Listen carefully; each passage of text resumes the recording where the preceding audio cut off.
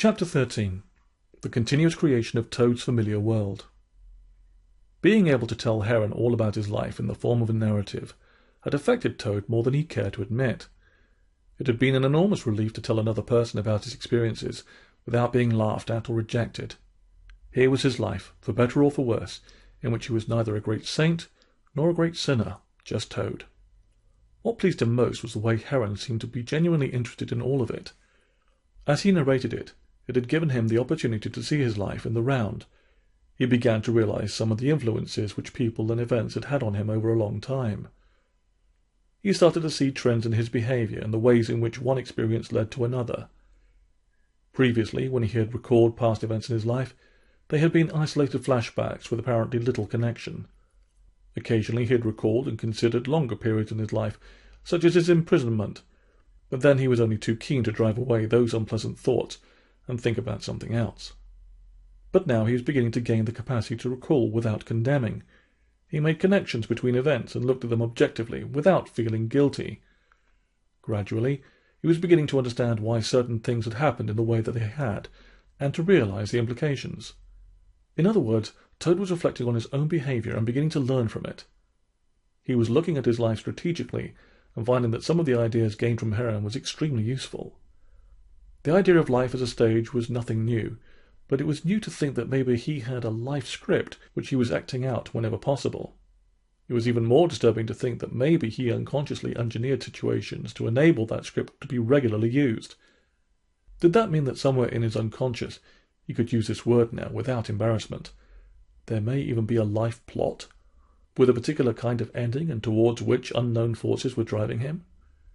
If these ideas were true, or, as Heron would say, had truth in them, what sort of play was he in? Sometimes it seemed he was in a comedy, where he was the object of scornful jeers and laughter, and where, try as he might, he could not change the script. But lately he had begun to realize there might be another way of living, where instead of following a predetermined script, a person might be able to live without one, making it up as he went along, so to speak. That could be quite frightening, because how would you know what to do or what to say without a script? At least this removed the problem of thinking and deciding for yourself. Without it, what would you say after you say hello? On the other hand, it could be very exciting to recognize that each new moment presents unique possibilities and challenges. Toad decided this was what was meant by being authentic, responding genuinely to the demands of the present moment. It could break the chain of cause and effect, which might well extend back to childhood, and provide the freedom to be who you really are, with the true self emerging, unshackled from the past. He decided he would like to be a bit more authentic in his life, and the way he lived it. On the night before the next counselling session, Toad had a disturbing dream. He dreamt that he was in an aeroplane wearing his old motoring togs of cap, goggles, and gauntlets. He was the passenger in the rear open cockpit, and the pilot was in front. Suddenly the pilot turned round and grinned horribly at him, showing all his teeth. It was Badger. "You're on your own now, Toady," he shouted, and with that he jumped out, and Toad saw his parachute open. Toad was in great alarm and anxiety because he had never flown in a plane before, but somehow he managed to land it in a field. He climbed out and ran away, just as the plane exploded in a fireball. He woke up covered in perspiration, feeling frightened and yet at the same time exhilarated, because he had managed to land the plane himself and escape death. The next day Toad went for his counselling session with Heron. After the preliminaries, Toad started to tell Heron the thoughts which had started to flow from their previous meeting, when he had related his life history. "So you see, Heron," said Toad, "I have started to think of my life much more as a whole than about my script and my own personal drama. But what I can't quite see is, where does it all come from? Is there a way of understanding how my script came to be written? Because I'm not sure that I like the role I'm cast in, and so far I've not enjoyed the play very much. Perhaps if I understood how it arose, I could change it. I prefer plays that have a happy ending." Heron smiled. "I understand just what you mean, Toad, and it would be nice to be in a play which managed to avoid any of the slings and arrows of outrageous fortune, and we might explore how to cope with these sorts of situations later on. But as I understand it, you would like to explore the origins of some of your basic attitudes and behaviour, is that right?" "That's exactly right," replied Toad, "but I'm not sure how to proceed." "Well, you won't be surprised if I tell you that in order to understand your present, you must look at your past. In fact, to your earliest beginnings. From your birth to about age 4 or 5, everything that happened to you made the greatest impression on you and your development. It could scarcely be otherwise. This involved how you saw yourself and how you saw others. As a result, you have formed your particular view of the world, and as far as you are concerned, that's the only way you can see things. You have spent the rest of your life living in your world and seeing everything from that viewpoint. Toad thought for a bit and then said, "Do you mean that it's like an astronomer taking one particular view of the heavens and basing all his ideas and calculations on that one limited, restricted view?" "Exactly," said Heron, "but we're talking about a psychological view of your personal world taken from deep within you. You might say, a view taken from your very soul." "So what did I see?" asked Toad. "Each of us sees a different world, depending on the nature of those early experiences," answered Heron. "And sometimes those worlds are so different, with such different beliefs and assumptions, that they can only be reconciled by bloodshed in later life." "I don't understand that," said Toad. "Surely we all live on the same planet Earth. There can't be such differences between us, can there?" "But you know there can, don't you, Toad?" replied Heron. "Compare your childhood with, let us say, that of a child brought up in the slums of Brazil, or an even more telling case, an English child in a family much poorer than yours, but who was dearly loved and cherished." Toad's eyes glistened with unshed tears. "Each of these children will have formed its own unique and very different view of the world, don't you see?" "Yes, I understand that," said Toad. "For instance, if we all had taken photographs of one particular day in our childhood, they would all be very different, wouldn't they?" "Yes, they would," answered Heron. "But remember, we are not just talking about the physical world. We are talking about your inner psychological world of feelings and emotions which were formed through the experiences of those early years. Those first years of life are so powerful and vibrant for every child that they result in the formation of their unique view of the world. In other words, the world out there becomes my world in here," said Heron, patting his chest. "Whatever attitude you formed about life then will have influenced your behaviour and happiness ever since, and it will continue to do so for the rest of your life. That is," and here Heron looked directly at Toad, "unless you decide to change." "Oh, come on," said Toad. "Surely I have not based all my life on just those early years. I mean, I had hardly begun to live by then, and lots of things have happened to me since. I have had some very exciting and frightening adventures, and I know that they have had a profound effect on me."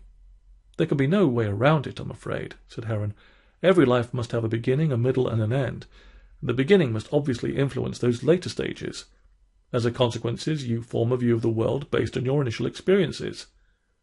"I'm still not entirely clear about this view of the world idea," said Toad. "Can you explain it a little more precisely?" "Yes, I think I can," answered Heron. "It is as if your early years, say between 4 and 5, you tried to answer 2 questions."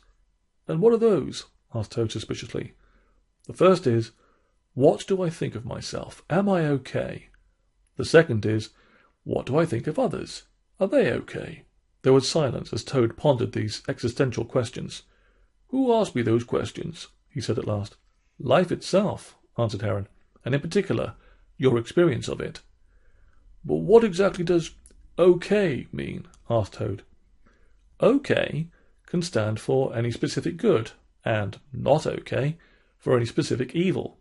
"So how might I have answered those questions?" asked Toad. "I might have said yes to one and no to the other." "That's right," answered Heron.